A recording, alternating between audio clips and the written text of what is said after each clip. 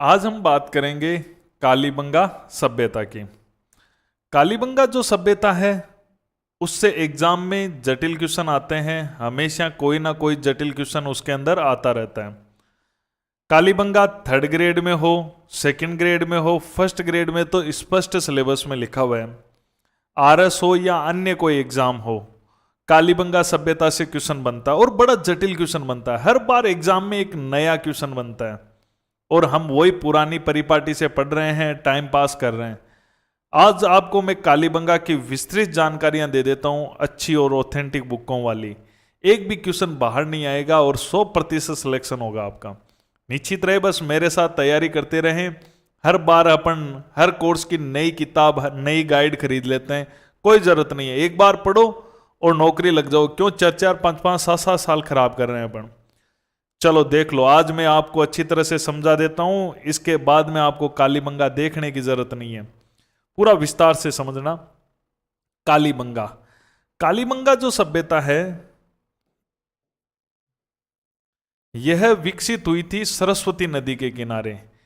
हिमालय से एक नदी निकलती थी, उस नदी का नाम था सरस्वती नदी। हिमालय से एक नदी निकलती थी, उस नदी का नाम हुआ करता था सरस्वती नदी। क्या नाम था इसका? सरस्वती नदी।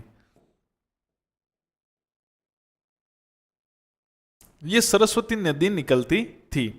इसकी एक सहायक नदी हुआ करती थी जिसका नाम है धृस्वती नदी। ये इसकी सहायक नदी हुआ करती थी। इसी पर एक सभ्यता विकसित हुई जिसका नाम था कालीबंगा। आपसे पूछे कि कालीबंगा जो सभ्यता है कौन सी नदी पर विकसित हुई, तो सही बात है, सरस्वती नदी हुआ करती थी।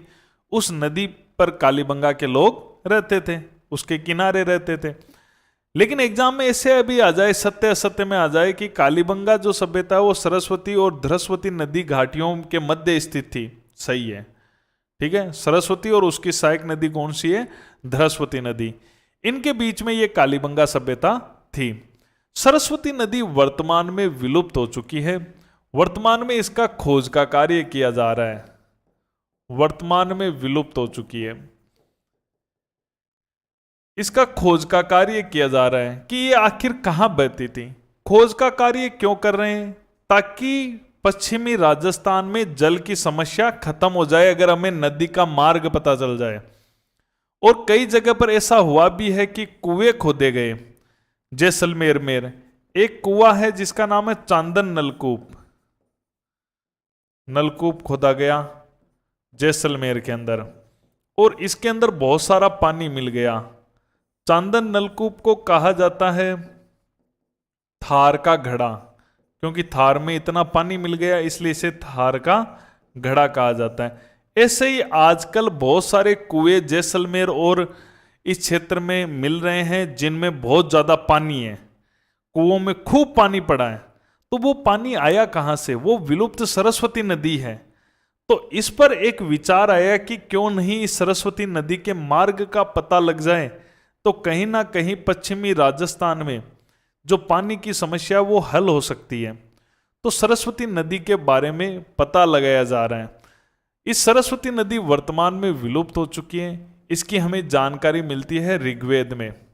सरस्वती नदी की ऋग्वेद की सबसे पवित्र नदी है, आर्यों की सबसे पवित्र नदी है। ऋग्वेद में इसको सबसे पवित्र नदी बताया गया आर्यों की। ऋग्वेद में इसे देवी तम में, नदी तम में कहा गया। तो सबसे पवित्र नदी थी यह सरस्वती नदी। वर्तमान में नहीं है, वर्तमान में विलुप्त हो गई, इसके रास्ते का पता लगाया जा रहा है।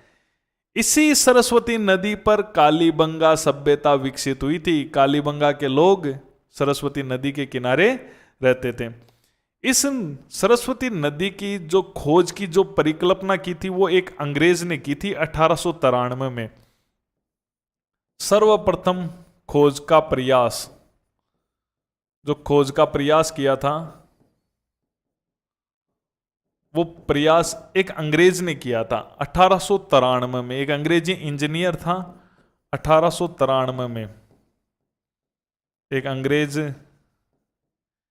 इंजीनियर, उसने सरस्वती नदी के मार्ग को खोजने का सर्वप्रथम प्रयास किया था। जिसका नाम था ओल्ड हेम। क्या नाम था? ओल्ड हेम। ओल्ड हेम ने इसका मार्ग खोजने का पहला प्रयास या परिकल्पना की थी। उसके बाद में एक अंग्रेज विद्वान और हुआ, उसने भी इसके लिए प्रयास किया और उसने एक इसके ऊपर पुस्तक भी लिखी सरस्वती नदी पर। इसका सर्वे करवाया उसने, और सर्वे करवाया, सर्वे किया या सर्वेक्षण किया, एक ही बात है। सर्वे सर्वेक्षण किया, योगदान दिया, एक ही बात है। ओरेल स्टाइन ने, क्या नाम था? Aurel Stine. ओरेल स्टाइन ने इसके जो है इसके खोज का प्रयास किया। स्टाइन, स्टेन, कुछ भी लिखा सकता है। इसने एक किताब लिखी, a survey work of ancient site along the lost Saraswati river. तो इस पुस्तक, इसकी खुद की पुस्तक है, इसकी पुस्तक का नाम है पुस्तक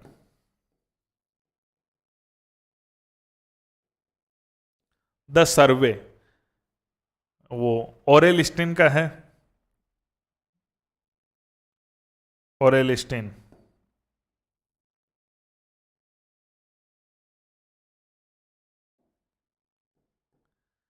ए सर्वे, सर्वे किया इसने, वहां पर पूरा ये कार्य किया और इसने एक पत्र जारी किया, एक शोध जारी किया, द सर्वे वर्क ऑफ अनसियंट। अनसियंट का मतलब है अनदेखी, नहीं देखी हुई। अनसीन साइट्स, ऐसा स्थान, साइट्स ऐसी लोकेशन जो लोगों को जानकारी नहीं है। Along the lost Saraswati river. इसको टुकड़ों में याद करना है, और पूरा याद करने की, जैसे अब्बा सद्दा के एग्जामों में तो जरूरत है नहीं, आरएस मेन में पूरा ध्यान रखना है। A survey work of ancient sites along the lost, along the lost Saraswati river, ये इसकी पुस्तक है जो सरस्वती नदी पर है। इसके लिए देखो गवर्नमेंट ने भी प्रयास किया है, ऐसा नहीं है, गवर्नमेंट ने भी प्रयास किया है। और गवर्नमेंट ने एक कमेटी का गठन किया था, जिस कमेटी का नाम था KS वाडिया कमेटी। ध्यान रखना है,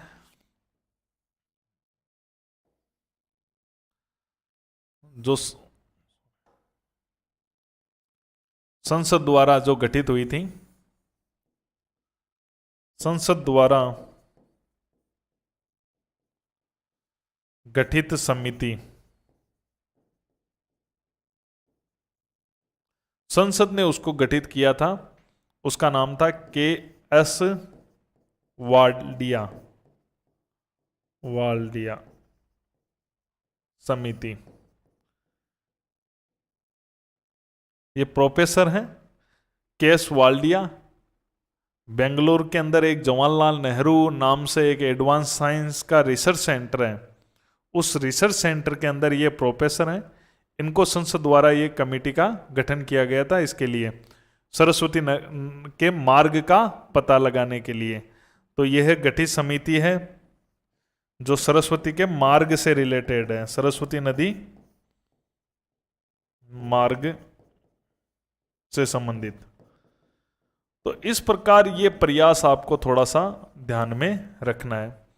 ये थी सरस्वती नदी। और भी कई संस्थाएं इसके प्रयास में हैं, जैसे काजरी संस्था, आपको पता है जोधपुर में।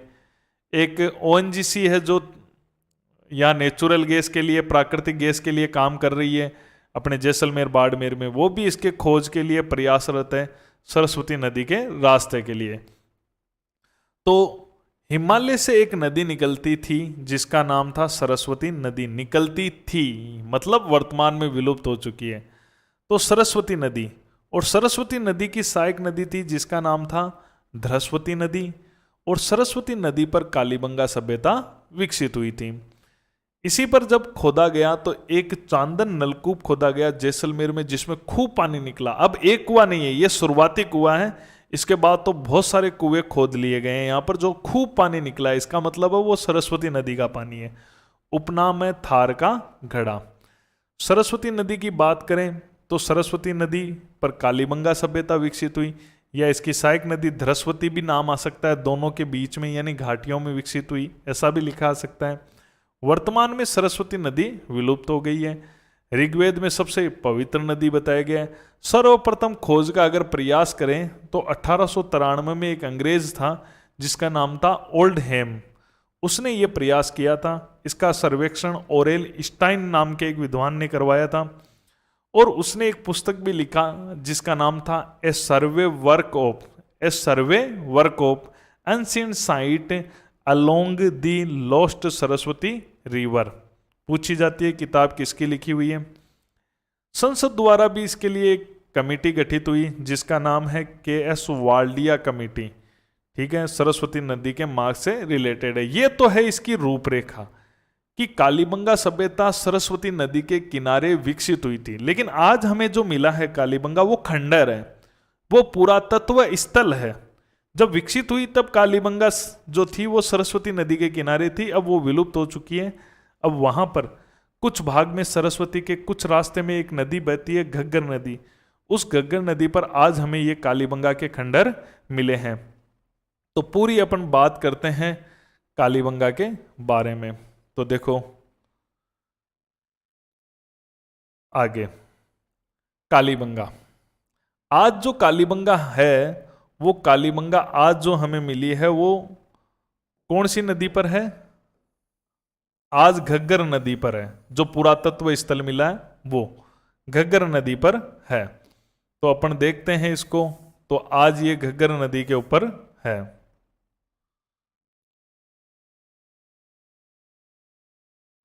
तो हिमालय से ही आज एक नदी आती है। हिमालय की पर्वतमाला है शिवालिक। शिवालिक पर्वतमाला से आती है, और शिवालिक पर्वतमाला पर ही एक पहाड़ी है जिसका नाम है कालका। कालका पहाड़ी, हिमाचल प्रदेश। तो देखो हिमालय भी अलग अलग पर्वतमालाएं हैं। इंडियन ज्योग्राफी में पढ़ा भी होगा कि हिमालय की अलग अलग पर्वतमालाएं हैं। हिमालय की सबसे ऊपर है वृद्ध हिमालय। वैसे तो ट्रांस भी माना जाता है, लेकिन आपको डीप अध्ययन की अभी यहाँ जरूरत नहीं है। वृद्ध हिमालय के बाद मध्य हिमालय, फिर शिवालिक हिमालय। तो शिवालिक जो हिमालय होता है, हिमालय के 3 पार्ट बनाए गए हैं। शिवालिक में एक पहाड़ी है जिसका नाम है कालका, हिमाचल प्रदेश। वहां से एक नदी निकलती है आज के समय, उसका नाम है घग्गर नदी। क्या नाम है? घग्गर नदी। ये जब उफान पर होती है तब पाकिस्तान निकल जाती है, नहीं ये हनुमानगढ़ और आपके यहाँ पे गंगानगर के आसपास विलुप्त हो जाती है। लेकिन जब पानी ज़्यादा होता है तब ये पाकिस्तान निकल जाती है, और पाकिस्तान में इसे हकरा नाम से जाना जाता है। तो पाकिस्तान में ये जब उफान पर होती है अपना जल पाकिस्तान ले जाती है। पाकिस्तान में एक शहर है जिसका नाम है फोर्ट अब्बास। पाकिस्तान, और पाकिस्तान में इसे जाना जाता है हकरा नाम से। पाकिस्तान में इसे हकरा कहा जाता है। हकरा नाम से पाकिस्तान में इसे जाना जाता है, और इसी पर हमें मिला है कालीबंगा। कौन सा मिला है? कालीबंगा मिला है। इस नदी का नाम है घग्गर नदी। तो घग्गर नदी जो है, घग्गर नदी ये जाती है पाकिस्तान में, फोर्ट अब्बास तक चली जाती है जब बारिश ज़्यादा होती है तब, नहीं तो गंगानगर हनुमानगढ़ के आसपास ही विलुप्त हो जाती है। इसी पर आज हमें मिला है कालीबंगा। अब पुरातत्व स्थल मिला है, विकसित सरस्वती नदी के किनारे हुई थी, आज ये हमें घग्गर नदी के किनारे मिला है वर्तमान में। तो वर्तमान में यह है घग्गर नदी के किनारे है। वर्तमान में घग्गर नदी के किनारे। अब सत्य असत्यों की लाइनों में आजकल जटिल क्वेश्चन आते हैं, ठीक है, कि कौन से किनारे, क्योंकि प्रसिद्ध है, हर का नहीं पूछेंगे कि हर की नदी का किनारा देखें दाईं ओर है बाईं ओर है। इसका अच्छी तरह से पता होना चाहिए कि कालीबंगा घग्गर नदी के बाईं ओर स्थित है। घग्गर नदी के बाईं ओर स्थित है। देखो सबका बायां दायां नहीं देखना होता है, यही तो अपनी गलती होती है। किसी एक सभ्यता आ गया तो सबका देखने लग गए। अरे नहीं, केवल इसी का ही पूछा जाएगा। यही तो स्मार्ट स्टडी है। जो अच्छी बुक्स में लिखा हुआ वही चीजें, और जो प्रसिद्ध है उसका ही डीप आता है। बाईं ओर स्थित है ये कालीबंगा। जिला कौन सा है? जिला हनुमानगढ़ है। आज की बता रहा हूं, जो पुरातत्व स्थल मिला है, खंडर मिले हैं, जिला हनुमानगढ़ के अंदर है ये कालीबंगा। और कालीबंगा का जो शाब्दिक अर्थ है, इस शब्द का अर्थ, इसका शाब्दिक अर्थ है काले रंग की चूड़ियां, काले रंग की चूड़ियां। काली यानी काला और बंगा यानी चूड़ियां। ये जो पंजाबी बोली होती है ना, क्योंकि आपको पता है गंगानगर हनुमानगढ़ पंजाब टच है, तो वहां पंजाबी का प्रभाव देखने को मिलता है। तो यहां पर जो इसको कलाई होती है, इसको बंगा कहते हैं, बंग कहते हैं, बंग। और इन चूड़ियों को कहते हैं बंगा। तो बंग बंगा इनका चूड़ियों से रिलेटेड ही है। बंग मतलब कलाई हो गई, बंगा मतलब चूड़ी हो गई। तो काली बंगा का मतलब हुआ काले रंग की चूड़ियां, ये इसका अर्थ हुआ। इसकी खोज की बात करें कालीबंगा की, तो खोज 1951-52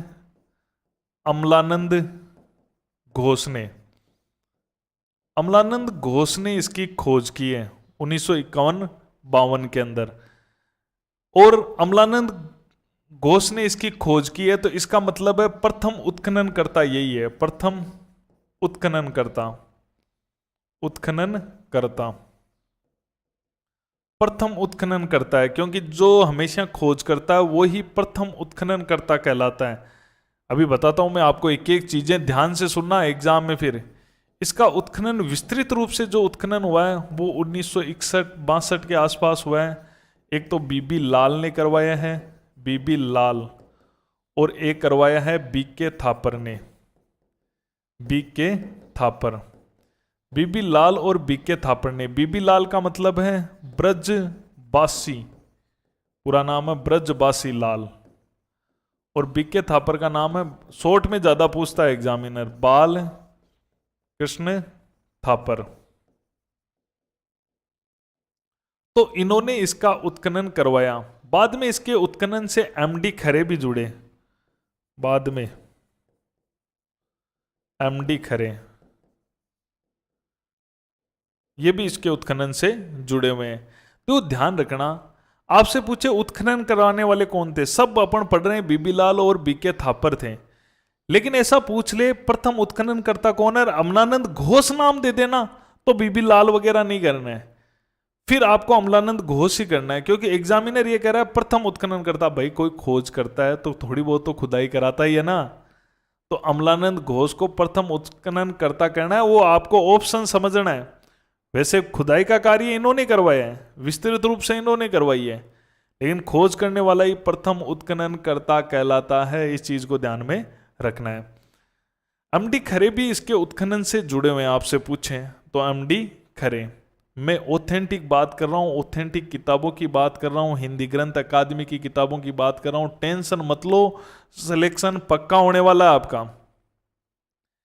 ये जो कालीबंगा है, ये कालीबंगा सिंधु घाटी सभ्यता का पार्ट है, सिंधु घाटी सभ्यता का अंग है, सभ्यता का एक केंद्र है।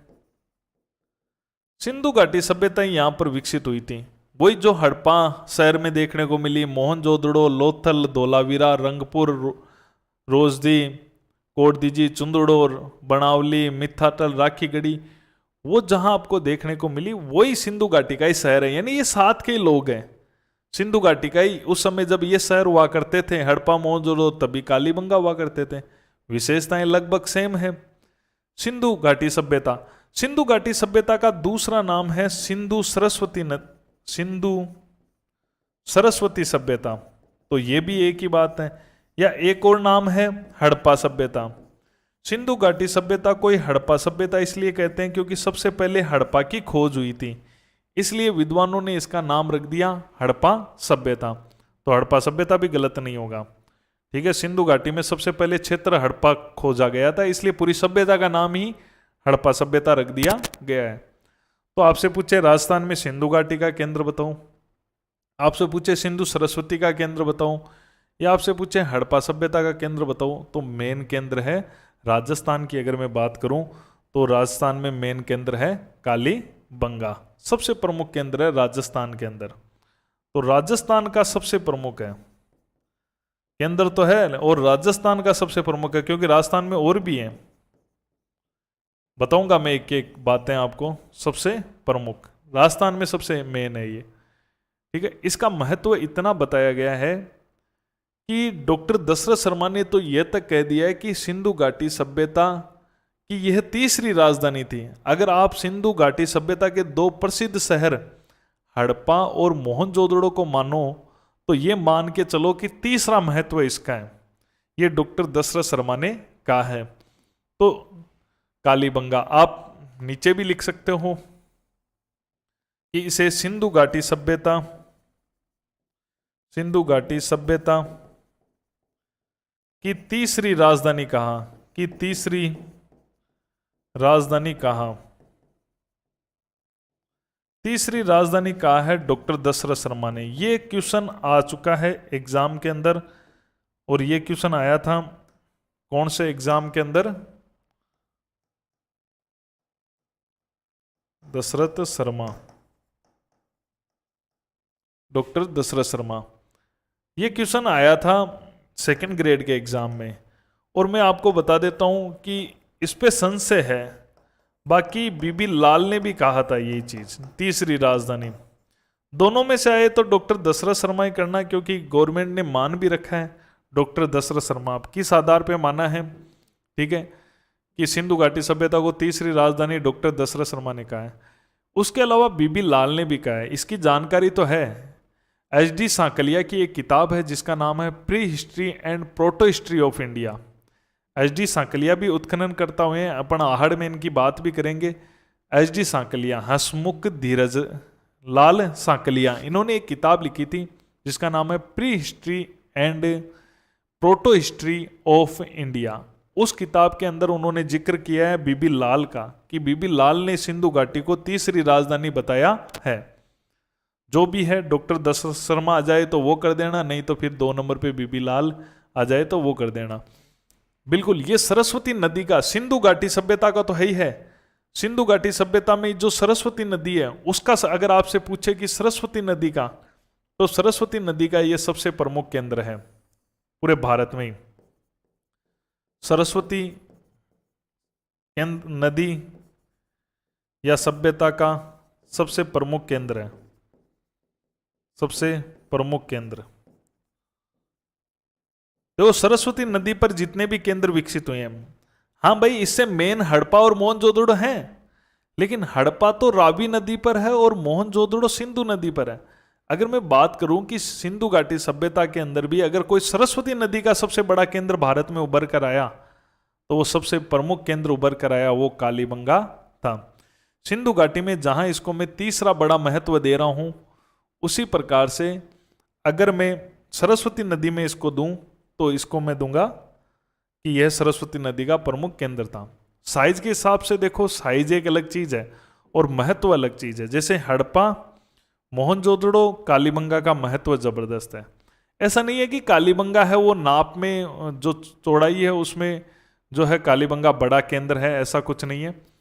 तो अभी जितनी भी बातें हैं, एक एक बातें मैं क्लियर करूंगा, तुम तो बस ध्यान से देखते रहो। सरस्वती नदी का प्रमुख केंद्र है। उसके अलावा जो संस्कृत साहित्य है हमारे, ठीक है, इसके नीचे आप तो ऐसे लिखते रहना, जो हमारे संस्कृत साहित्य हैं, संस्कृत साहित्य में भी सरस्वती नदी क्षेत्र को बहुत धन्यदायक कहा गया है। तो यही था सरस्वती नदी पर सबसे मेन, सरस्वती नदी क्षेत्र को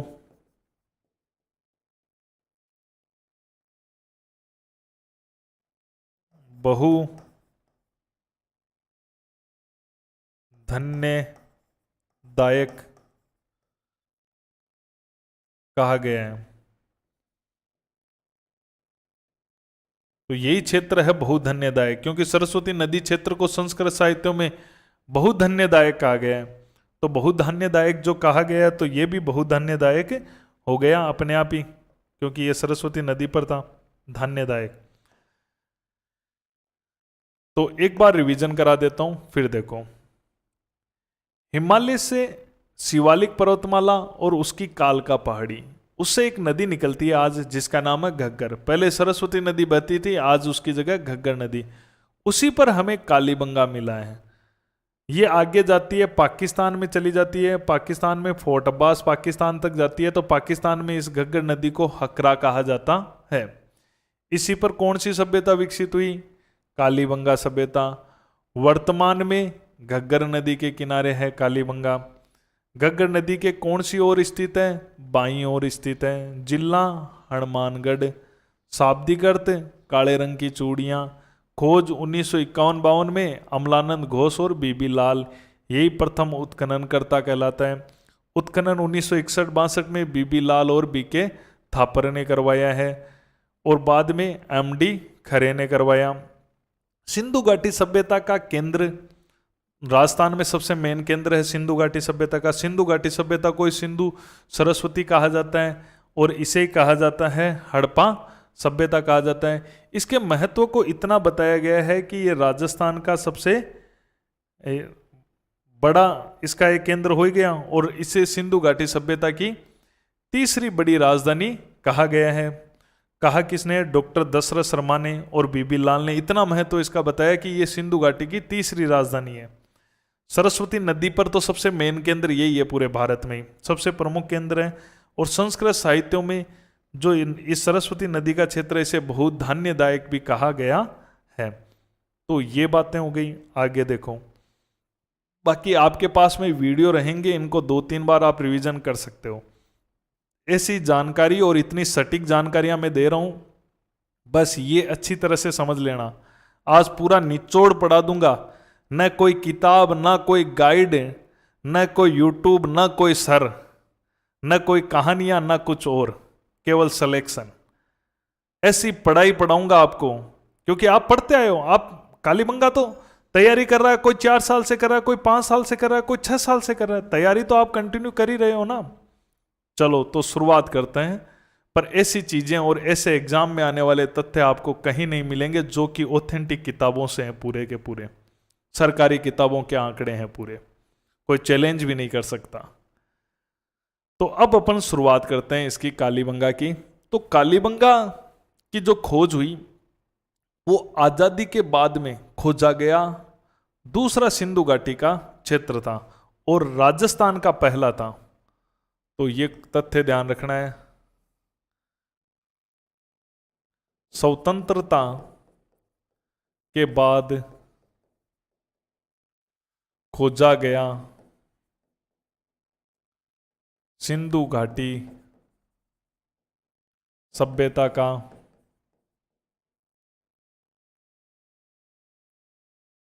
दूसरा स्थल था, स्वतंत्रता के बाद खोजा गया।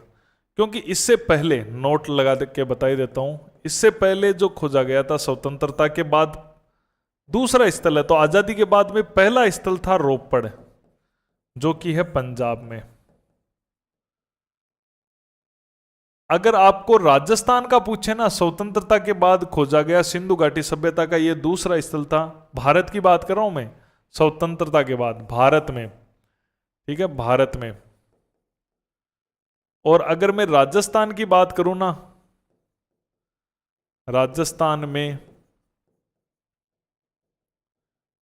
स्वतंत्रता के बाद खोजा गया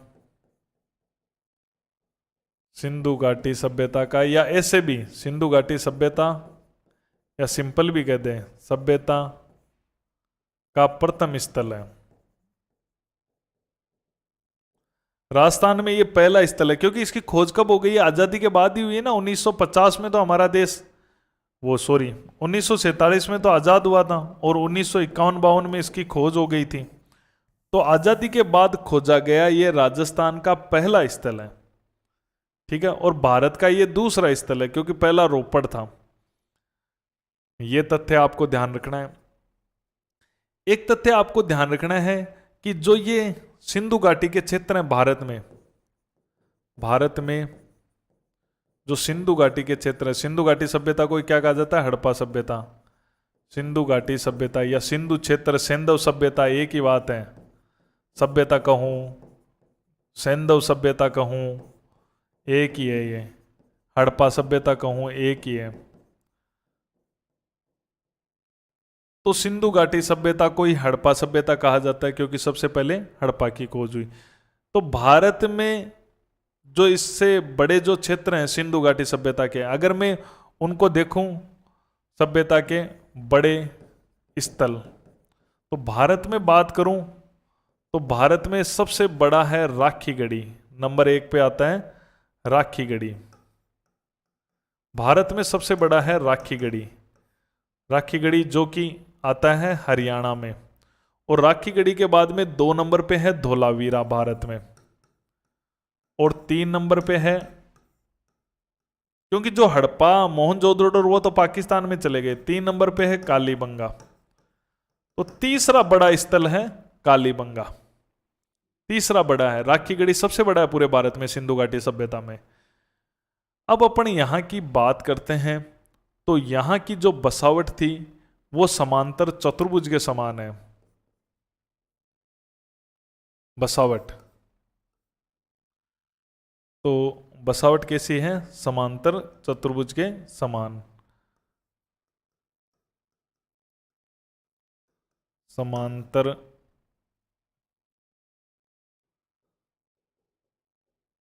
चतुर्भुजाकार बसावट है इसकी, ठीक है, इस प्रकार की इसकी बसावट है।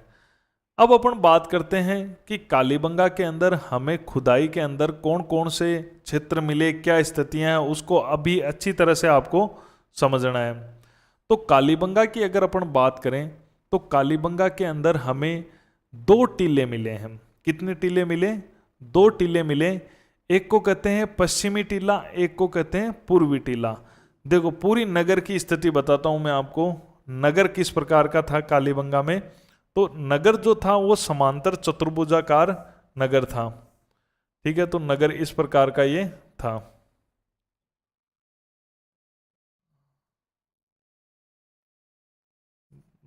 समांतर चतुर्भुजाकार। चलो देखो ऐसा ये कालीबंगा का आकार है। कालीबंगा में हमें मिले हैं 2 टीले। एक तो जो पश्चिमी टीला है वो पश्चिम में मिला है, ये 2 टीले हैं। इधर मिला है, इसे नाम दिया गया है पश्चिमी टीला। क्या नाम दिया गया है? पश्चिमी टीला। और इधर जो टीला मिला है उसे नाम दिया गया है पूर्वी टीला। क्या नाम दिया गया है? पूर्वी टीला। क्योंकि जो पश्चिम दिशा में है उसका नाम पश्चिमी, इधर पूर्वी टीला है। पश्चिमी टीला है उसके 2 पार्ट हैं। कितने पार्ट हैं? 2 पार्ट हैं। और पूर्वी टीला है उसका एक ही पार्ट है, वो है नगर टीला। इसके अंदर हमें दुर्ग मिला है। पश्चिमी टीले में क्या मिला है? दुर्ग मिला है। तो इसमें दुर्ग है और इसके अंदर नगर है, तो ये तो कहलाता है दुर्ग टीला या गड्डी टीला। दुर्ग को क्या कहते हैं? गड्डी। और ये कहलाता है नगर टीला।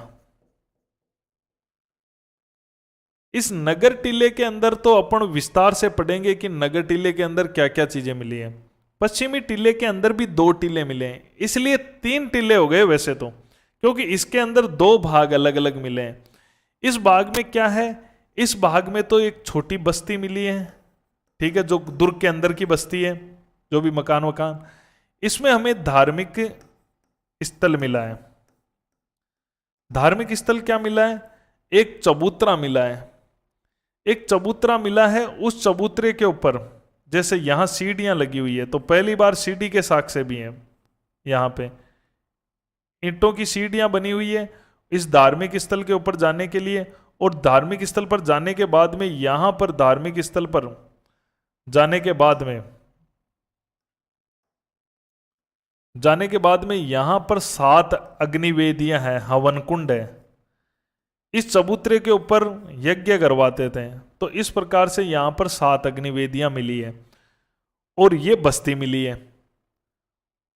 इस प्रकार से ये तो पूरा दुर्ग वाला टीला है, तो दुर्ग वाले टीले में ही अग्निवेदियां मिली है। ध्यान रखना, इस पश्चिमी टीले में मिली है, धार्मिक स्थल मिला है, चबूतरे के ऊपर सीढ़ियां चढ़ के जाओ, ऊपर यज्ञ वज्ञ के यज्ञ वेदियां हवन कुंड मिले हैं यहां पर, और यह है बस्ती। तो ये थोड़ा सा आपको इनको अच्छी तरह से देख लेना है, एक बार समझ लो कि यहाँ पर दो टीले मिले हैं, पश्चिमी टीला और पूर्वी टीला।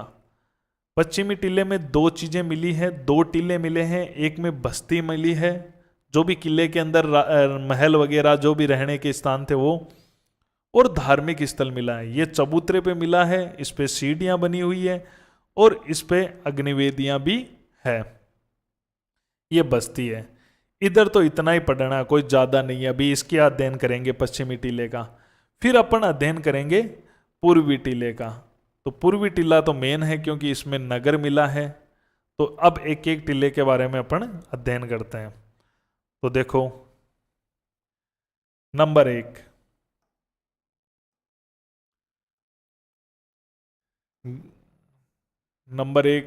गड्डी टीला। गड्डी टीला, गड्डी टीला मतलब दुर्ग वाला टीला, गड्डी टीला। गड्डी टीले में अपन को कितने भाग मिले हैं? 2 भाग मिले हैं। इसके अंदर 2 भाग हैं, या मैं कहूं तो 2 टीले हैं इसके अंदर भी। इसके अंदर भी 2 टीले हैं, तो टोटल 3 टीले हो जाते हैं। इसके अंदर जो 2 टीले हैं उसके अंदर अगर अपन देखें तो ये गड्डी टीला, इसको दुर्ग टीला भी कह दो, ठीक है। तो 2 टीले इसके अंदर मिले हैं। पहली चीज, इसके अंदर दुर्ग स्थित है। 2 टीले मिले हैं, दुर्ग स्थित है। कलरों वाला कॉम्बिनेशन अभ्यास से ही बैठेगा। 2 टीले स्थित,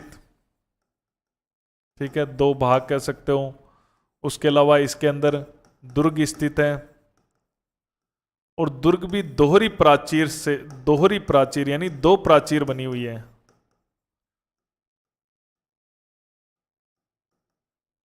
दोहरी प्राचीर मिली है यहां पे।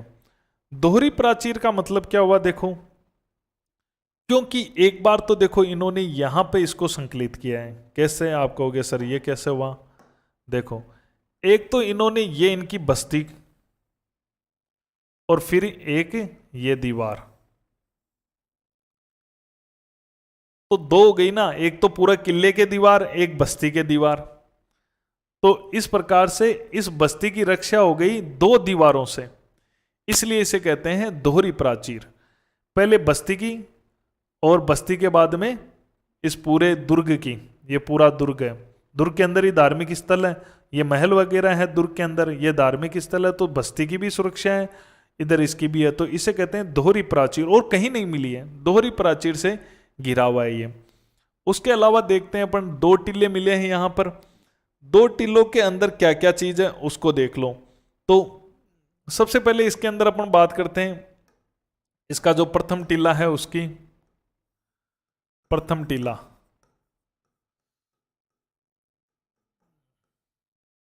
इसका जो प्रथम टीला है जो ऊंचे चबूतरे पर स्थित है, ऊंचा चबूतरा, ऊंचे चबूतरे हैं, ठीक है, ऊंचे चबूतरे हैं, चबूतरा है, ठीक है, ऊंचा चबूतरा है। ऊंचे चबूतरे पर क्या है? धार्मिक अनुष्ठान के लिए स्थान है, धार्मिक अनुष्ठान स्थल है, अनुष्ठान करते थे, अनुष्ठान स्थल है। और यहां पर क्या, ऊंचे चबूतरे पर जाने के लिए सीढ़ियां मिली है। ये भी तो एक जानकारियां हैं। घरों में तो सीढ़ियां थी नहीं, ऊपर जाने के लिए सीढ़ियां बनी हुई थी। और इसी के ऊपर क्या, ऊंचे चबूतरे पर क्या है? 7 अग्निवेदियां हैं। अग्निवेदियां हवन कुंड करवाते थे। ये किले की बातें पढ़ रहे हैं अपन। अग्निवेदियां हैं, 7 अग्निवेदियां। अग्निवेदियां यानी हवन कुंड जिसमें यज्ञ करवाए जाते हैं।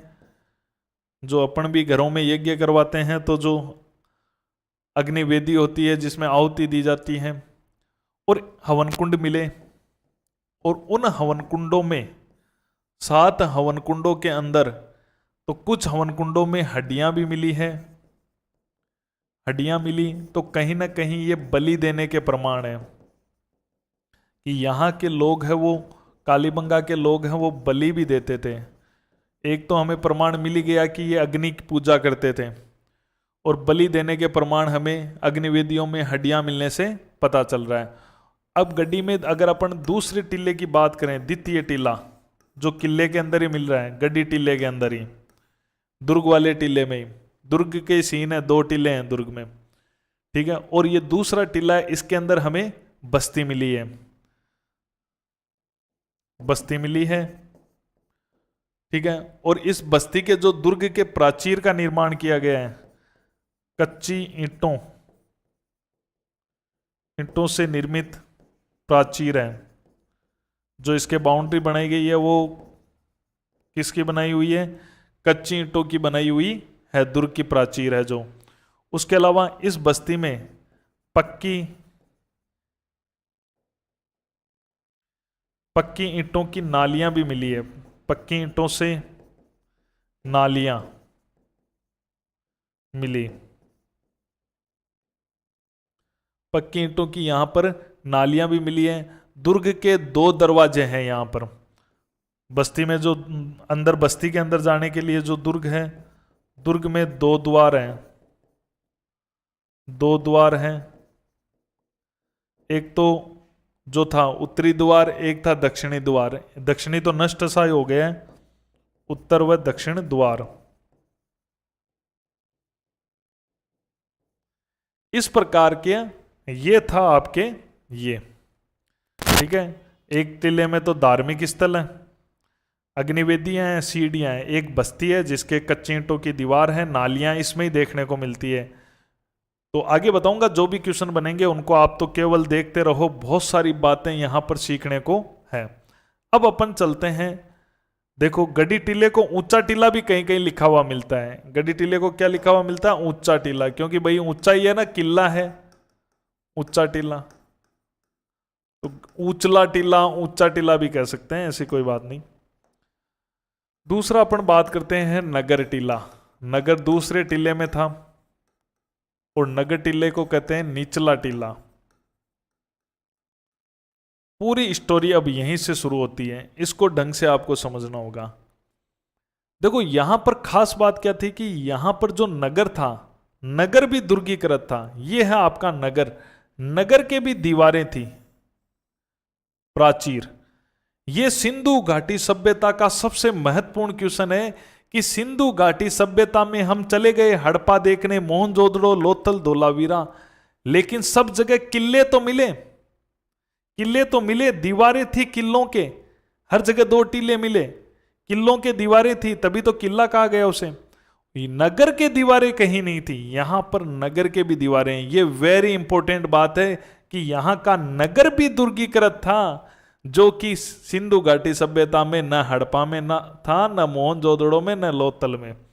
ये एक इसकी स्पेशल विशेषता है। तो एग्जाम के लिए बड़ा इंपॉर्टेंट क्वेश्चन है कि यहां नगर भी दुर्गीकृत था, नगर के भी परकोटा बना हुआ था, नगर के भी दीवार बनी हुई थी, नगर के भी प्राचीर बनी हुई थी। तो ये चीज आपको ध्यान में रखनी है। तो अब इसके अंदर देखो तो नगर कैसा था, नगर दुर्गीकृत था। नगर कैसा था, दुर्गीकृत। नगर था दुर्गीकृत। दुर्गीकृत को मैं ऐसे भी लिख सकता हूं कि प्राचीर युक्त, एग्जामिनर ऐसे भी लिख सकता है, प्राचीर मतलब दीवार। या मैं ऐसे भी लिख सकता हूं परकोटा बना हुआ था, परकोटा भी बाहर की दीवार को ही कहते हैं। तो नगर जो था वो दुर्गीकृत था, प्राचीर युक्त था, परकोटा युक्त था। नगर की यह विशेषता थी। नगर बहुत सुव्यवस्थित था, सुनियोजित नगरीय व्यवस्था। सुनियोजित नगर था। सुनियोजित का मतलब है इतना व्यवस्थित था यह नगर कि सड़कें हैं वो एक दूसरे को चौराहे पे काटती थी। हर सड़क है वो एक दूसरे को चौराहे पर काटती थी। तो सड़कें चौराहे पर काटती, या मैं ऐसे भी कह सकता हूं कि सड़कें हैं वो समकोण पर काटती थी। हर सड़क आती और चौराहे पर काटती थी। तो मैं ये भी कह सकता हूं कि समकोण बनाती थी, समकोण पर काटती थी, समकोण पर काटती थी। चौराया कहो या समकोण कह दो, उस पे काटती थी हर सड़क। हर सड़क इस पे काटती थी। इस पद्धति को कहा जाता है ग्रिड पद्धति। ग्रिड का मतलब होता है जाल। जैसे आपने कभी ज्योग्राफी में पढ़ा होगा कि अक्षांश रेखाएं और देशांतर रेखाएं जो ग्लोब पर एक दूसरे को काटती हुई प्रतीत होती है तो जाल सा बनता है, तो इसे ग्रिड कहा जाता है। तो ये ग्रिड पद्धति है, हिंदी में मैं कहूं तो यह जाल पद्धति है। इसे ही ऑक्सफोर्ड पद्धति कहा जाता है, ऑक्सफोर्ड पद्धति।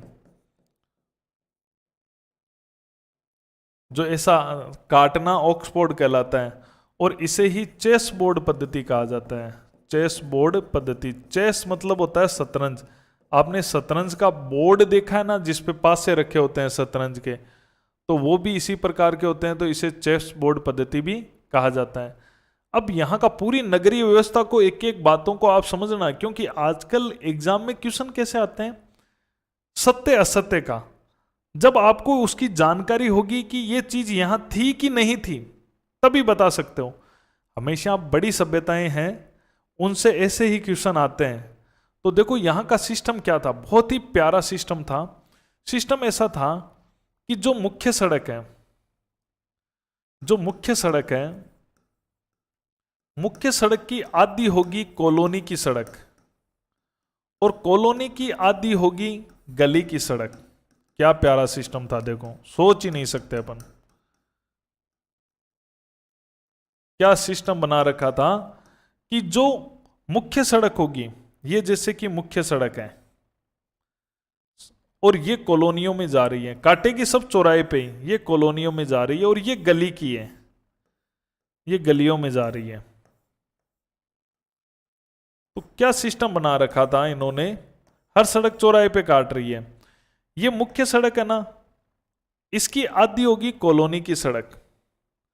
मुख्य सड़क की, मुख्य सड़क का माप होता था 7.2 मीटर। कितना होता था, 7.2 मीटर। और ये जो कॉलोनियों में जाने वाली सड़कें होती थी, इनका माप होता था इसका आधा, 3.6 मीटर। और जो ये गलियों में जाती थी, इनका इनका ही आधा होता था, 1.8 मीटर। इस प्रकार की व्यवस्थाएं थी। 7.2 मीटर अनुपात 3.6 मीटर अनुपात 1.8 मीटर। यानी कि इस सड़क चार, अगर मैं सरलीकरण करूं तो 4:2:1, कि ये सड़क इसकी आधी कॉलोनी की सड़क, इसकी आधी गली की सड़क होगी। ऐसा सिस्टम था। और मकान का सिस्टम कैसा था, मकान का ये नियम था कि मकान जो बनाए जाएंगे, जैसे यहां मकान बनाए जाएंगे, तो उनके दरवाजे हमेशा गली की सड़क पर ही खुलेंगे। ऐसे नहीं कि अपनी मर्जी से कहीं पर भी दरवाजे खोल दिए। क्या व्यवस्था थी इनकी, कितने गजब के इनके मकान हुआ करते थे। तो देखो अब इनके घरों की बात करते हैं। तो घर की बात करें अपन, तो देखो घर कैसे थे, मकान कैसे थे। पूछते हैं, आजकल बहुत ही गजब गजब के क्वेश्चन आने लग गए हैं।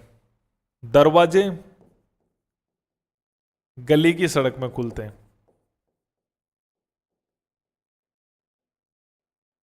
एग्जामिनर आपको गलत क्या देगा कि दरवाजे मुख्य सड़क पर खुलते थे, तो गलत हो गई ना लाइन। यही तो है, एग्जाम में आपको हर चीज इसकी पढ़ के जानी पड़ेगी। क्योंकि देखो सिंधु घाटी सभ्यता जब पढ़ते हैं इंडियन हिस्ट्री के अंदर, तब वहां पर हम देखते हैं कि सिंधु घाटी सभ्यता में दरवाजे गली में खुलते हैं। लेकिन एक स्थान ऐसा है गुजरात में, लोथल, वहां पे दरवाजे कहाँ खुलते हैं, मुख्य सड़क पर खुलते हैं। तो इसलिए थोड़ा सा ध्यान होना चाहिए कि हर जगह जो है वो दरवाजे गली में खुलते हैं।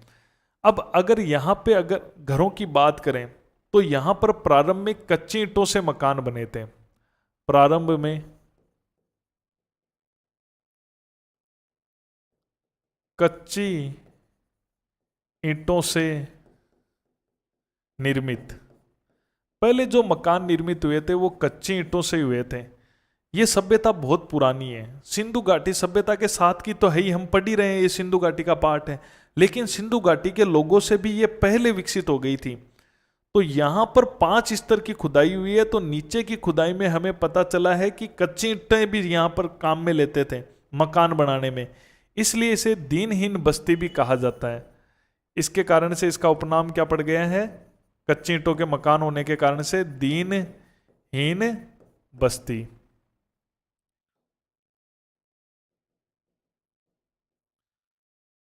ये बाद में यहां पर पक्की ईंटों का प्रयोग होने लग गया, बाद में मकानों में, बाद में पक्की ईंटों से निर्मित होने लग गए, बाद में पक्की ईंटों के बनाने लग गए। घरों में देखो क्या व्यवस्थाएं थी, शौचालय घरों में होता था, ठीक है, कुएं होते थे, कुछ घरों में कुएं भी मिले हैं, रसोई घर भी थी, रसोई घर, कुएं तो पक्की ईंटों के ही बनते थे, मकान भी पक्की ईंटों के ही बनने लग गए थे, कुएं मकान पक्की ईंटों के हो गए तो सब पक्की ईंटों से ही थे, कुएं भी पक्की ईंटों से निर्मित थे,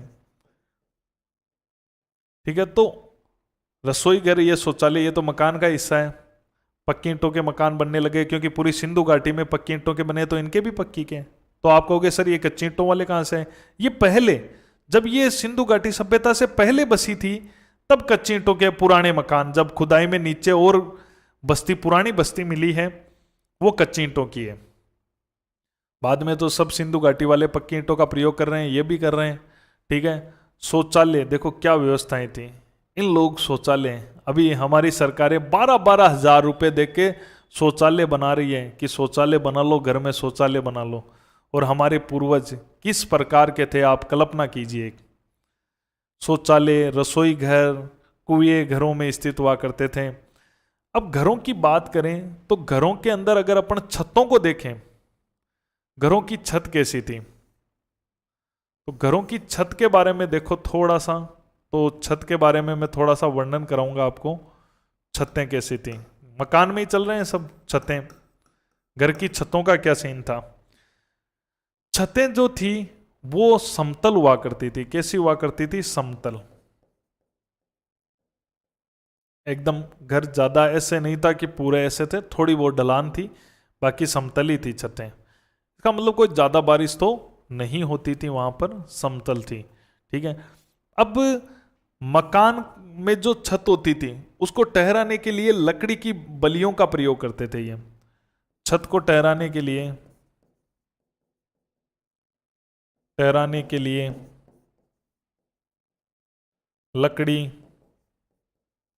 की बल्लियां या टुकड़े लिखे आ सकते हैं, बल्लियों, बल्लियों का प्रयोग, बल्लियों मतलब टुकड़े, जैसे ये छत ठहरानी है, ये मकान है, तो यहां पे पहले लकड़ी के है वो लगा दिए जाते थे, लकड़ी से ठहराते थे छतों को, जैसे ये झोंपड़ी है, ठीक है, मकान है इनका, तो यहाँ पे पहले लकड़ी के वो लगाते थे, ठीक है। इनके ऊपर क्या करते थे, फिर यहाँ पर मिट्टी का लेप लगा देते थे, मिट्टी से इसको ढक, मिट्टी के ही बनाते थे, ठीक है। तो मिट्टी का लेप करके छत तैयार कर लेते थे, तो मिट्टी का लेप करके, मिट्टी का लेप करके छत तैयार। अब एग्जामिनर आपके लिए क्या देगा, देखो एग्जामिनर आपको कहां फंसाएगा, एग्जामिनर आपको कहेगा कि कालीबंगा के लोग हैं वो मकान बनाने के लिए केलू का प्रयोग करते थे, तो ये गलत हो गया, कोई केलू नहीं जमाते थे वो, ठीक है। केलू जो होते हैं ना, मिट्टी को पकाकर बनाए जाते हैं केलू, जो अपने दक्षिणी राजस्थान में तो खूब काम में लेते हैं केलू, उनको जमा देते हैं, फिर ईंट की तरह होते हैं, उनको ऊपर जमा देते हैं, तो केलू का प्रयोग नहीं होता था, यहां तो मिट्टी का लेप से ही छत तैयार करते थे, तो ध्यान रखना नोट, ठीक है, कि छत में केलू का प्रयोग नहीं, ये एकदम हमें दे देगा, केलू या केवलू का प्रयोग नहीं था, मिट्टी का लेप, लकड़ियां लगाई, लकड़ियां लगाकर और मिट्टी का लेप कर देते थे। अब देखो एक विशेषता छत की ओर देखो, कि छत से नीचे पानी लाने के लिए, नीचे पानी, सिंगल मंजिली होते थे मकान, क्योंकि मिट्टी की छत है तो सिंगल मंजिली होंगे, छत से नीचे पानी लाने के लिए लकड़ी की नालियों का प्रयोग, लकड़ी की नालियों का प्रयोग, विश्व में एकमात्र, विश्व में एकमात्र है ये,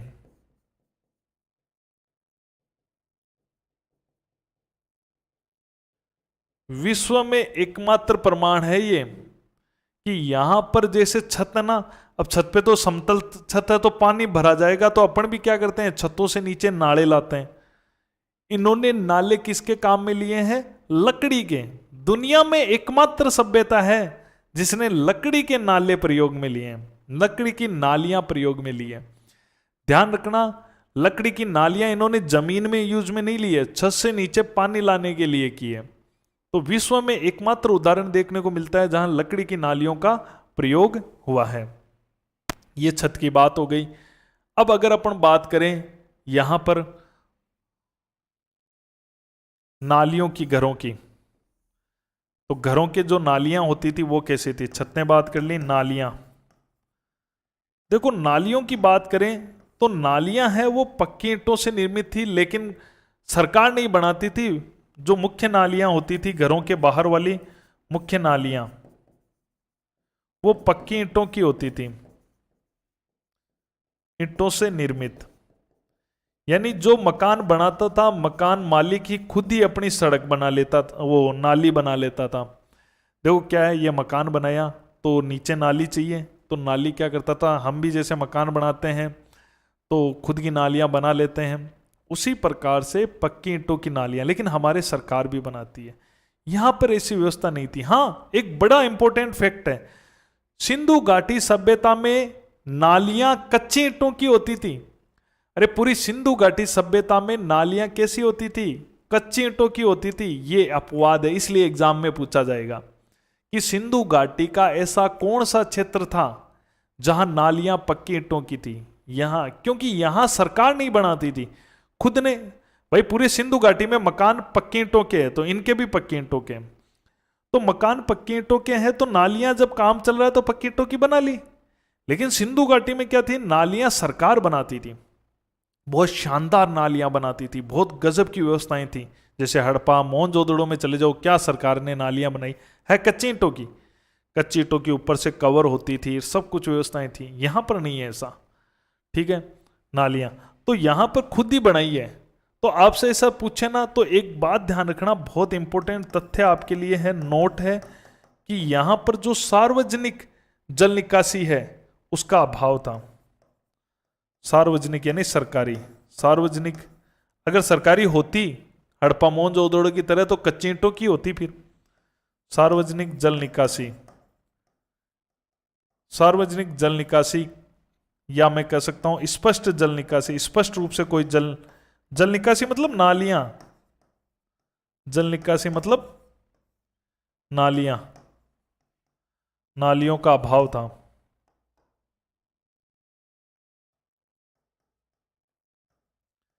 कहने का मतलब है, देखो इस घर वाले ने क्या किया, अपनी नाली बना ली, इस घर वाले ने क्या किया, अपनी नाली बना ली, ठीक है, लेकिन सार्वजनिक नहीं है। यानी ये नाली का पानी जाता, इस पानी का नाली का पानी जाता, यहां पे जुड़ता, फिर शहर की ये नाली आती, ये नाली आती, फिर ये नाली जा रही है, ये नाली आती, ये नाली आती। तो ये है पूरी स्पष्ट जल निकासी योजना नालियों की। ऐसी योजना आपको मोहनजोदड़ो हड़प्पा में मिल जाती है, लेकिन यहां पर ऐसी कोई व्यवस्था नहीं मिलती, क्योंकि एक दूसरे को जोड़ेगी कैसे जब सरकारी नहीं है तो, ठीक है। तो ये चीज आपको थोड़ी ध्यान में रखनी है, क्योंकि देखो ये सिंधु घाटी का पार्ट है, लेकिन एग्जामिनर कहां फंसाने का प्रयास करेगा कि जो चीज सिंधु घाटी से अलग है, तो अलग की क्या है, एक तो अलग है कि नालियां यहां पे पक्की ईंटों की थी जो कि वहां पर कच्ची ईंटों की थी, ठीक है। और उसके अलावा लकड़ी की नालियां दुनिया में केवल कालीबंगा को छोड़कर कहीं प्रयोग में नहीं हुई है, पूरी दुनिया में। तो सिंधु घाटी में कहीं नहीं हुई, पूरी दुनिया में कहीं नहीं हुई है, ठीक है। ये चीज हो गई, तो ये भी यहां पर अपन को देखने को मिलता है। अब देखो इसकी विशेषताएं देखते हैं। तो यह जो है आद्य ऐतिहासिक काल की सभ्यता है कालीबंगा। ये आद्य ऐतिहासिक काल क्या होता है, आद्य ऐतिहासिक काल की ये सभ्यता है। आद्य ऐतिहासिक काल क्या होता है कि इसकी हमें लिखित जानकारी तो मिली है लेकिन अपठनीय है। आद्य ऐतिहासिक काल की सभ्यता है ये, यहां की सभ्यता। ठीक है, ये सभ्यता जो है आदि ऐतिहासिक काल की है। अब आप कहोगे सर आदि ऐतिहासिक काल क्या होता है? आदि ऐतिहासिक काल उसे कहते हैं जिसकी लिखित जानकारी मिली है किंतु अपठनीय है। यानी कि लिखा हुआ तो मिल गया है, लिखित जानकारी तो है, मिली है, लिखा हुआ मिल गया, लेकिन अपठनीय, हम उसको पढ़ नहीं पा रहे हैं। अपठनीय क्यों नहीं पढ़ पा रहे हैं? क्योंकि हमें लिपि की जानकारी नहीं है कि वो कौन सी लिपि में लिखी हुई है। लिपि नहीं पढ़ पा रहे हैं, लिपि की जानकारी नहीं। लिपि कैसी है? एक लिपि का अलग अलग प्रकार होता है। तो यहां पर जो लिपि है वो चित्राक्षर लिपि है, कुछ चित्र बना रखे हैं उन्होंने, इसका प्रयोग किया उन्होंने। जैसे अभी लिपि चल रही है ना, जिसको आप पढ़ रहे हो अभी, ये वर्णाक्षर लिपि है। मैं वर्ण लिख रहा हूं, क ग ग है। अंग्रेजी पढ़ रहे हो तो ABCD, वो भी वर्ण है। तो अभी जो लिपियां चल रही है उसे वर्णाक्षर लिपि कहते हैं। और जो चित्रों के माध्यम से, जैसे कि यहां ऐसा बना दिया, फिर एक लोगो ऐसा आ गया, फिर एक इस प्रकार आ गया, फिर एक मछली की आकृति आ गई, ठीक है, मछली की आकृति आ गई इस प्रकार। तो ये क्या है? चित्राक्षर लिपि होती है। और ये लिपि यहां पर काम में ली गई है। इस लिपि को हम समझ नहीं पा रहे हैं कि आखिर वो क्या कहना चाहते हैं। और लिपि में एक चीज हमें देखने को यह भी मिली कि लिपि में ओवरलिपिंग का प्रयोग है। लिपि की ओवरलिपिंग की गई है। ओवरलिपिंग, ये यहां पर देखा गया कि लिपि की ओवरलिपिंग की गई है। ओवरलिपिंग किसे कहते हैं? ओवरलिपिंग का मतलब होता है कि एक के ऊपर दूसरा अक्षर आ जाना, एक दूसरे पर अक्षर आ जाना, एक दूसरे पर अक्षर। यानी कि ये लिखने का इनका जो तरीका था वो तरीका ऐसा था कि ये जो है वो दाएं से बाएं, बाएं से दाएं ऐसे लिखी जाती थी। तो ये दाएं से बाएं लिखी जाती थी और फिर लिपि बाएं से दाएं लिखते थे, तो फिर उल्टा लिखना शुरू करते थे। तो एक के ऊपर एक अक्षर चिपक भी जाते थे, चढ़ भी जाते थे। ठीक है, तो इससे एक आइडिया लगाया गया है। और इस लिपि को पढ़ नहीं पा रहे हैं, लिपि की कोई जानकारी नहीं है, कोई द्विभाषीय अभिलेख भी हमें नहीं मिला है, इसलिए भी हम लिपि पढ़ने में असफल हुए हैं। अगर हमें कोई ऐसा अभिलेख मिल जाता जिसको अपन पढ़ लेते हैं, दो लिपियों में लिखा हुआ, तो मजा आ जाता। जैसे अशोक के कुछ अभिलेख ऐसे हैं जो भाई खरोष्टी ब्राह्मी दोनों में हैं, तो अपन ब्राह्मी पढ़ के खरोष्टी की समझ जाते कि ये अक्षर कहना क्या चाहते हैं। तो कहीं ना कहीं हम असफल हुए। इस सिंधु घाटी सभ्यता में पूरी में यही लिपि चल रही थी। ये सिंधु घाटी का ही तो अंग है, तो सिंधु घाटी में भी हम लिपि नहीं पढ़ पाए। यहाँ तो फिर वही लिपि यहाँ चल रही है, सिंधु घाटी का ही पार्ट है। जैसे आपको पता है इसी के समय एक सभ्यता हुआ करती थी इराक में, जिसका नाम था मेसोपोटामिया की सभ्यता।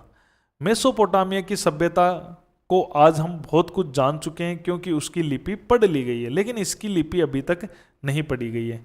इसकी लिपि कैसी थी? इसकी लिपि थी जो दाएं से बाएं और बाएं से दाएं लिखी जाती थी। तो इसकी लिपि ऐसी थी कि पहली लाइन है वो दाएं से बाएं लिखी जाती थी। तो इसकी दाएं से बाएं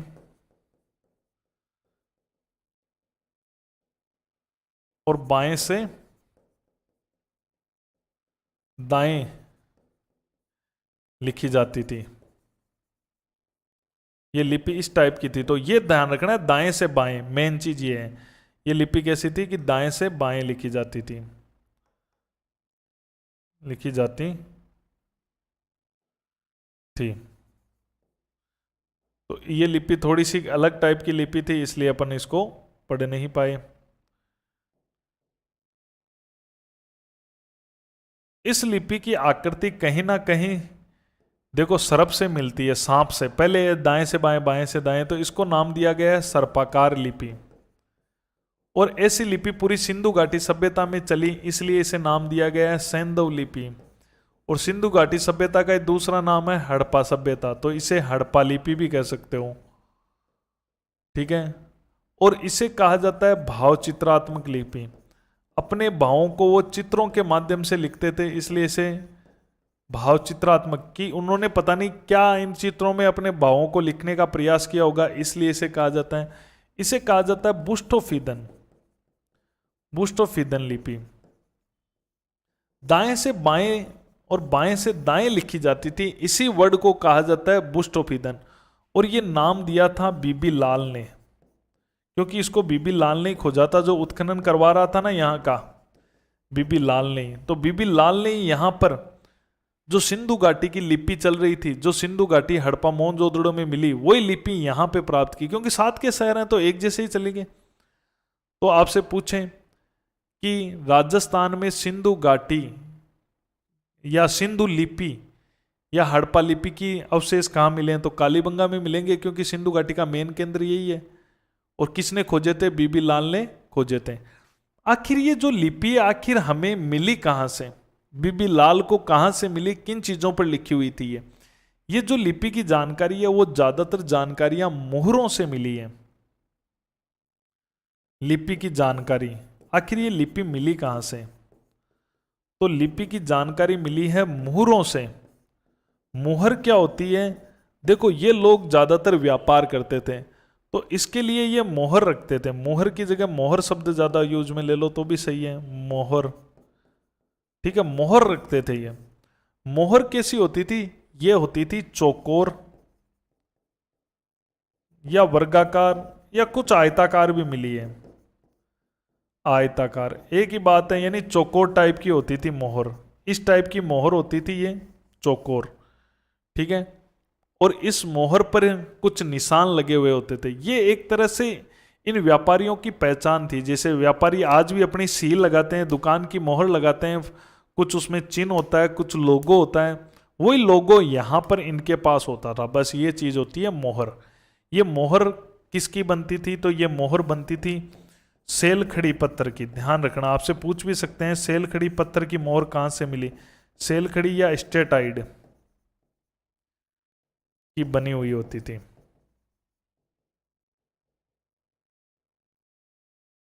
तो यहां से ये मोहरें प्राप्त हुई है, सेल खड़ी पत्थर या स्टेटाइड की बनी हुई होती थी। चौकोर मोहरें हैं इन लोगों की, सिंधु घाटी की चौकोर ही है, ये सिंधु घाटी के तो लोग हैं, तो इनकी ये लिपि मिली है।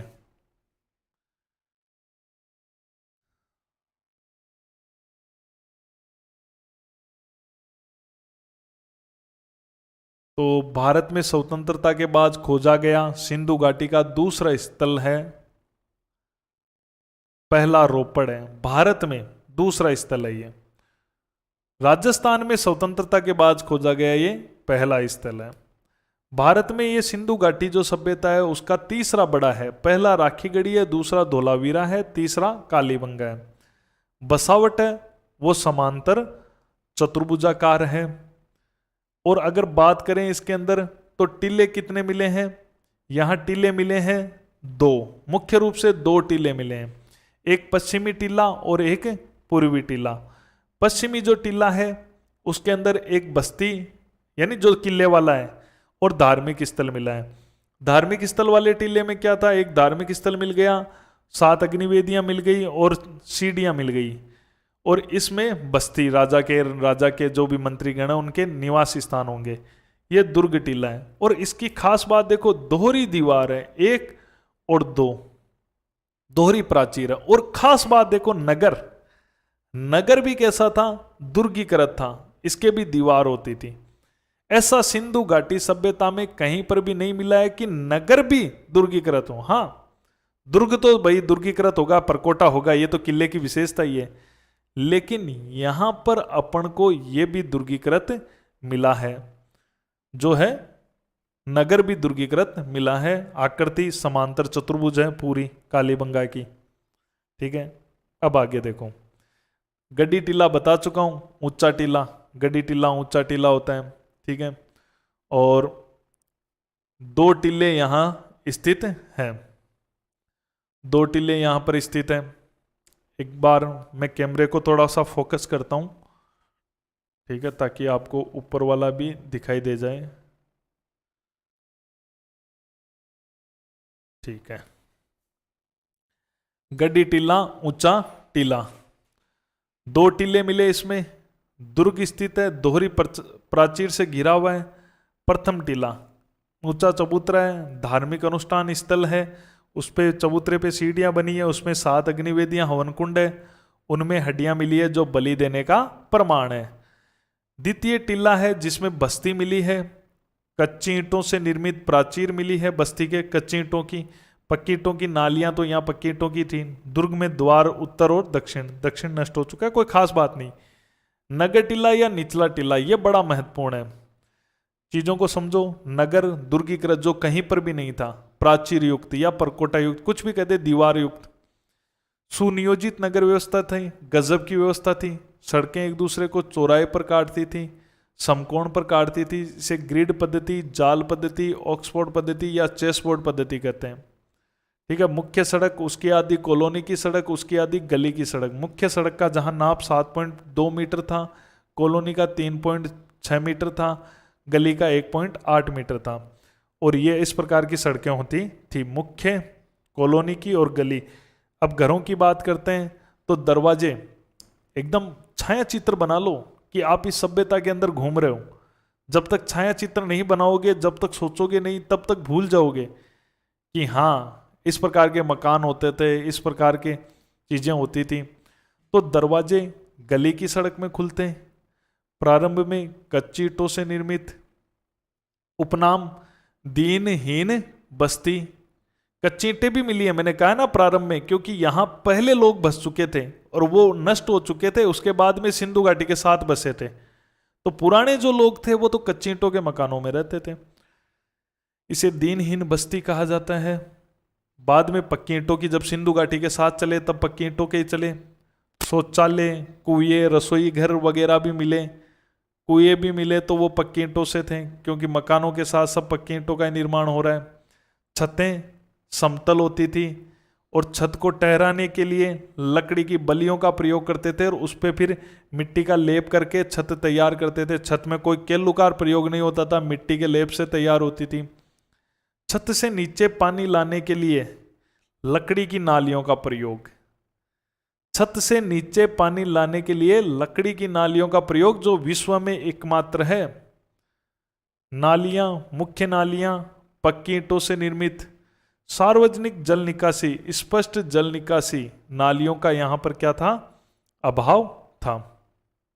सार्वजनिक नहीं थी, खुद ही बनाओ पक्की ईंटों की, क्योंकि कालीबंगा में तो पक्की ईंटों की खुद ही बनानी पड़ रही है, सार्वजनिक है नहीं। लेकिन हड़प्पा मोहनजोदड़ो हमने देखा तो वहां नालियां कच्ची ईंटों की है। ये स्पष्ट ध्यान रखना, इंडियन हिस्ट्री वाले बच्चे अच्छी तरह से ध्यान रखना कि सिंधु सभ्यता में नालियां कच्ची ईंटों की है, केवल कालीबंगा को छोड़कर। इन्होंने पक्की बनाई है।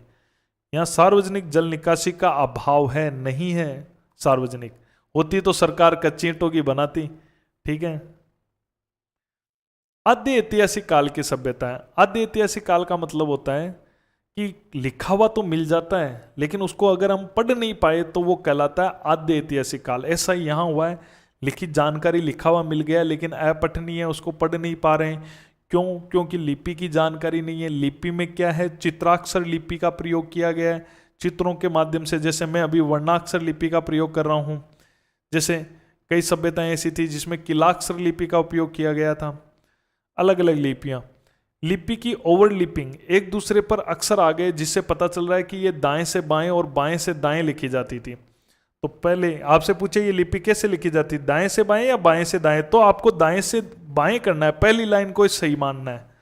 दाएं से बाएं लिखी जाती थी, ऐसे लिख के, ऐसे लिख के, ऐसे लिख के। तो ये कैसा सर्प की आकृति बन गई। तो यहां की लिपि को आप सर्पाकार कर दो, कोई बात नहीं। सेंधव लिपि क्यों कहते हैं? क्योंकि ऐसी ही लिपि पूरी सिंधु घाटी सभ्यता में मिली, इसलिए इसके पूरे का नाम सेंधव लिपि है या हड़प्पा लिपि है। और इसे ही कहा जाता है भाव चित्रात्मक, क्योंकि अपने भावों को वो चित्रों के माध्यम से बताने का प्रयास कर रहे थे। इसे बुस्टोफिदन कहा जाता है। बीबी लाल ने जब शब्दों की ओवरलिपिंग देखी, दाएं से बाएं और बाएं से दाएं का पता लगाया बीबी लाल ने, तब उसने एक वर्ड दिया जिसका अर्थ ही होता है बुस्टोफिदन, अंग्रेजी वर्ड है। लिपि की जानकारी, आखिर ये लिपि मिलती कहाँ थी? मोहर से। मोहर क्या होती थी मैंने बता दी, चौकोर व्यापारियों की एक पहचान सील होती थी। अलग अलग व्यापारी अपनी अलग अलग मोहर रखते थे। उसी मोहर को कहते थे। चौकोर होती थी, ठीक है, निशानदेह करने के लिए मोहर, जैसे आज भी दुकानें ऑफिस वाले अपनी मोहर रखते हैं, वही चीज थी।